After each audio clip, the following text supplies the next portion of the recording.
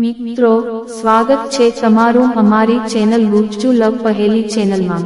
તો મિત્રો આપણે આજે એવી સ્ટોરી વિશે વાત કરવાના છીએ કે તમે સાંભળીને ચોંકી જશો। મારું નામ દિનેશ છે। હું મારી જાતને ખૂબ ભાગ્યશાળી માનું છું। મારા લગ્ન આનંદી સાથે થયા છે। આનંદી અને મેં મારા પરિવારની સંમતિથી લગ્ન કર્યા હતા। આનંદી ખૂબ જ સુંદર છે અને શરૂઆતમાં મેં વિચાર્યું હતું કે મારી સાથે લગ્ન કરવા માટે આ નહીં કહે, પરંતુ જ્યારે હું તેને મળવા ગયો ત્યારે તેનો સ્વભાવ અને તેના પરિવારની ખબર પડી। આનંદીએ મારી સાથે લગ્ન કર્યા અને મારા જીવનમાં આવી ત્યારે મારું જીવન બદલાઈ ગયું। બધાએ મને કહ્યું કે હું ખૂબ જ નસીબદાર છું। મારા લગ્નને ફક્ત 3 મહિના થયા છે। મારું સ્વપ્ન એ એક મોટા શહેરમાં કપડાનું મોટું શોરૂમ ખોલવાનું હતું। મેં આનંદીને તેના વિશે કહ્યું અને આનંદીને જાણ છે કે આ મારા માટે કેટલું મોટું સ્વપ્ન છે। આના પર દિવસ રાત મહેનત કરી અને ખૂબ મુશ્કેલીથી મને એક જગ્યા મળી, પણ પૈસા ખૂબ વધારે હતા। આથી મેં મારા ગામની જમીન વેચવાનું નક્કી કર્યું। મારા પિતા અને બીજા ભાઈએ પણ જમીન શેર કરતા હતા અને મારે થોડા દિવસોમાં ગામમાં જવું પડ્યું। મેં આનંદીને મારી સાથે આવવાનું કહ્યું, કારણ કે મને ખબર ન હતી કે તેમાં કેટલો સમય લાગશે, પણ તેણે કહ્યું કે તે તેના માતા પિતાના ઘરે જશે અને મને લાગ્યું કે આનંદી તેના માતા પિતાના ઘરે જાય તો ઠીક રહેશે। હું ગામમાં ગયો અને આનંદી સાથે ફોન પર વાત કરતો રહ્યો। જમીનના કાગળ અને અન્ય બાબતોમાં સમય લાગી ગયો હતો। આ સમય દરમિયાન હું મારી પત્ની સાથે વાત કરતો રહ્યો અને એક સાંજે મેં તેને ફોન કર્યો। તે થોડી અલગ દેખાતી હતી અને ઓછું વાત કરતી હતી। મેં પૂછ્યું કે શું થયું છે, તો તેણે કહ્યું કે તે કાનિક કહેવા માંગે છે। મેં કહ્યું, શું કહેવા માંગે છે? તો એણે મને કહ્યું। થોડી વાર ચૂપ રહી અને પછી બોલી, ના, હમણાં નહીં, આપણે મળીશું ત્યારે કહીશ। મેં કહ્યું, ઠીક છે, પણ મને ખ્યાલ ન હતો કે મારા જીવનમાં આટલી મોટી ક્ષણ બની જશે। બીજા દિવસે બપોરનો સમય હતો અને મેં જ્યારે આનંદીને ફોન કર્યો ત્યારે તેને ફોન ઉપાડ્યો નહીં। મને લાગ્યું કે તે કોઈ કામમાં હશે। મેં વધારે ધ્યાન આપ્યું નહીં અને હું આખો દિવસ કામમાં વ્યસ્ત હતો, જે મહત્વપૂર્ણ હતું। મારે પૂરું કામ પૂરું કરવું હતું અને ઝડપથી આનંદીના ઘરે પાછા ફરવું હતું। મેં આખો દિવસ કામ કર્યું અને સાંજે ફરીથી આનંદીને ફોન કર્યો, પરંતુ તેનો ફોન બંધ હતો। પછી મને લાગ્યું કે તે કોઈ કામમાં ગઈ હશે અને તેનો ફોન બંધ હશે। મેં તે રાત્રે ફરીથી ફોન કર્યો, કારણ કે અમે કદાચ દિવસે વાત ન કરતા હોય તો પણ હંમેશા રાત્રે વાત કરતા હતા, પણ રાત્રે પણ તેનો ફોન બંધ હતો। હું થોડો ચિંતિત હતો, પણ મને પછી લાગ્યું કે તે ઘરે હશે। જો કાંઈ થયું હોત તો તે ફોન કરત। થોડો વિચાર કર્યો પછી હું સૂઈ ગયો। મેં તેના ઘરે કોઈને ફોન કરવાનું વિચાર્યું, પણ રાત્રે તે સમયે આવું કરવું યોગ્ય ન લાગ્યું।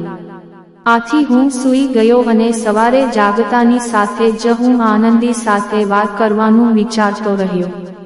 મેં તેને સવારે ફરીથી ફોન કર્યો, પણ સવાર થતાં પણ તેનો ફોન બંધ હતો। મેં તેની માતાને ફોન કર્યો, પણ તેને મારો ફોન ઉપાડ્યો નહીં। મને ચિંતા થવા લાગી।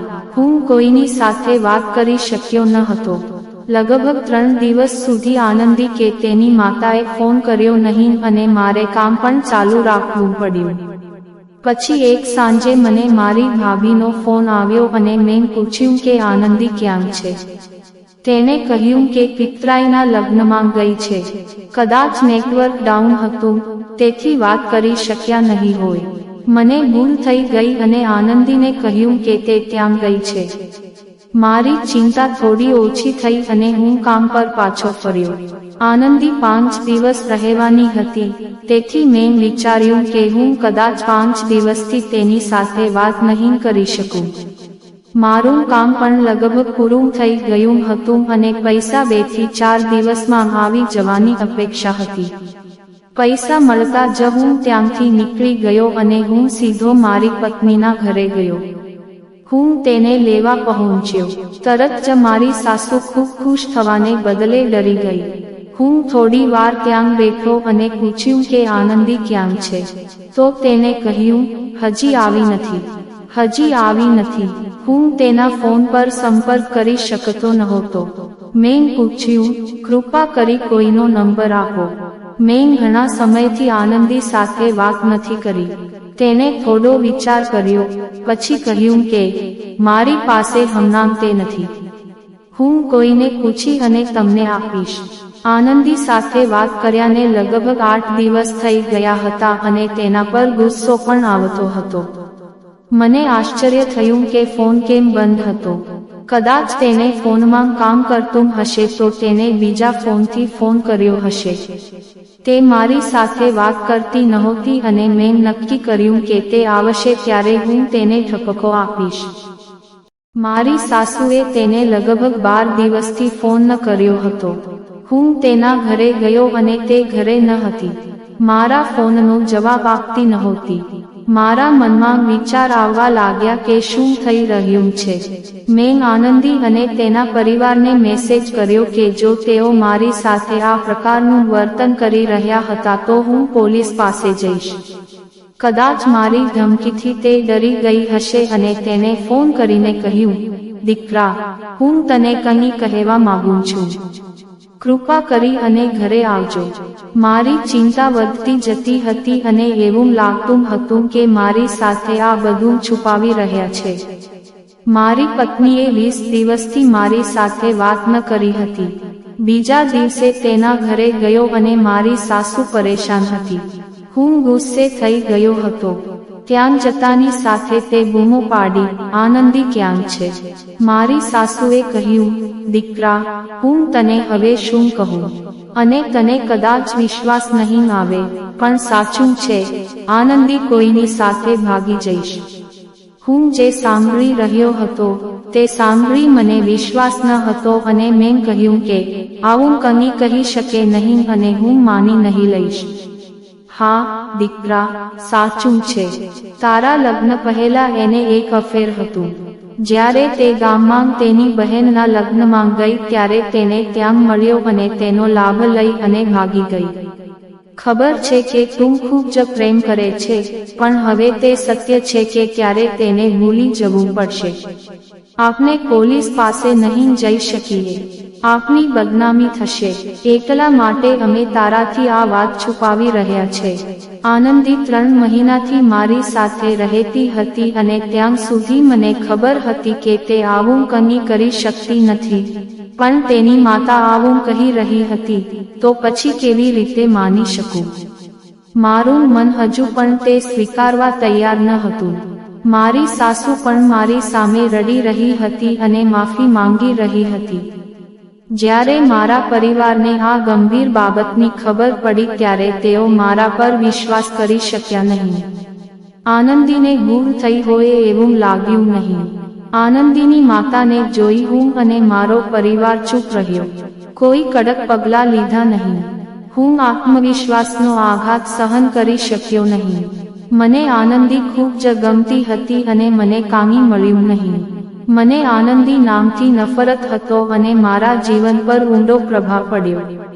શોરૂમના માલિક હવે મારી પાસે જે કામી ન હતું તે બધું પણ હું હજુ પણ કામી કરવાનું મન થતું ન હતું. આટલો ખરાબ દગો આપ્યા પછી કેવી રીતે ખુશ રહી શકે? મારો પરિવાર મારી સંભાળ રાખતો હતો. મેં તેને શોધવાનો પ્રયાસ કર્યો અને પૂછવાનું કે તેને મારી સાથે આવું કેમ કર્યું. સમય પસાર થતો રહ્યો અને 7 મહિના થઈ ગયા હતા અને હું તેને ભૂલી અને મારા સામાન્ય જીવનમાં પાછો ફરવાનો પ્રયાસ કરી રહ્યો હતો. જ્યારે હું તેના ઘરેથી નીકળ્યો હતો ત્યારે મારું ધ્યાન મારી બારી ઉપર ગયું. મેં બારી પાસે આનંદીને જોઈ. તેની એક ઝલક જોઈ અને તે તરત જ 2 ડગલા પાછળ હટી ગઈ. મારી સાસુએ દરવાજો ખોલ્યો અને પછી મને જોઈને ગભરાઈ ગઈ. દરવાજો ખોલતાની સાથે જ હું અંદર જવા લાગ્યો અને મારી સાસુએ મને રોક્યો, પણ મેં સાંભળ્યું નહીં. જ્યારે હું રૂમમાં ગયો ત્યારે આનંદીને જોઈને મને આશ્ચર્ય થયું. આનંદી વ્હીલચેર પર બેઠી હતી. આનંદીએ મને જોયો અને તેની આંખોમાં આંસુ આવી ગયા. મેં પૂછ્યું કે શું થયું? આનંદી ફક્ત રડી રહી હતી.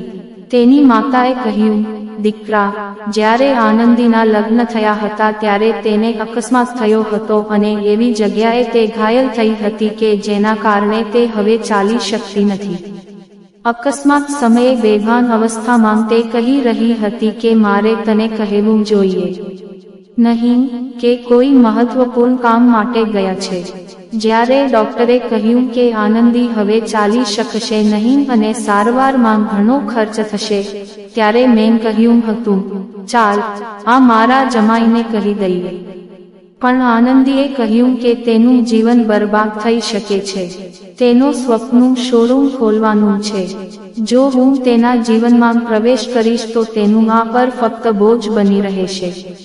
એટલા માટે આનંદીએ તને આ જૂઠું બોલવાનું કહ્યું હતું જેથી મને તેના વિશે ખરાબ બોલી શકો છો અને ભૂલી શકો છો. તેને નફરત કરી શકો. મારી પત્ની મને ખૂબ જ પ્રેમ કરતી હતી. મેં તેને કહ્યું, આનંદી, જો મારી સાથે આવું કાંઈ થાય તો તું શું મને છોડી દે? એવું ના બોલ. આનંદીએ રડતાં રડતાં કહ્યું કે હું તારા માટે દોષી છું. મારા ગર્ભમાં રહેલું આપનું બાળક પણ અકસ્માતમાં બચી શકતું નહોતું. ભલે મને ભૂલી જા, હવે ફરીથી લગ્ન કરી લે. હું તારા પર બોજ બનવા માંગતી નથી. આનંદીની આંખોમાં આંસુ ભરાઈ ગયા હતા અને તેને આટલા લાંબા સમય સુધી તેને રોક્યા અને હસી. છેલ્લા કેટલા મહિનાઓમાં આનંદીએ મને ઘણી બધી વાતો કહી હતી, પણ હવે તે ક્ષણ માટે પણ દૂર રાખવા માંગતો નથી. મેં આનંદીનો એક પણ શબ્દ સાંભળ્યો નહીં. હું આનંદીને મારી સાથે લઈ આવ્યો છું અને હવે એકમાત્ર પ્રયાસ તેને તેના પગ ઉપર ઊભી રાખવા કરવાનો છે. મેં શોરૂમ વેચી દીધો અને આનંદીને શ્રેષ્ઠ હોસ્પિટલમાં લઈ ગયો અને આશાનું કિરણ દેખાય છે. હું ફક્ત એટલું જ ઈચ્છું છું કે તે ફરીથી પોતાના પગ પર ઊભી રહે. મિત્રો, આજની વાર્તા વિશે તમારો શું અભિપ્રાય છે? મિત્રો, તમને આ વાર્તા કેવી લાગી? કોમેન્ટ કરીને જણાવો. અને તમને આ વાર્તા ગમી હોય તો ગુજ્જુ લવ પહેલી ચેનલને સબસ્ક્રાઇબ કરો.